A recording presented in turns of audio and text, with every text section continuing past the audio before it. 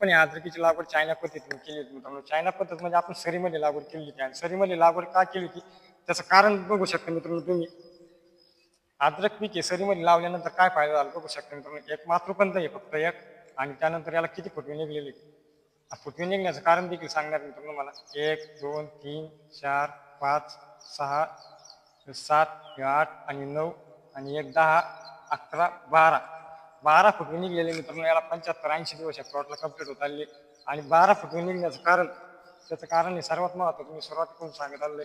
अद्रक पीक हे जमिनीमध्ये खाली वाढत नाही, ते वर वाढते आणि आपण जर बेडवर लागवड केली तर त्याला व्यवस्थित भर बसत नाही मित्रांनो.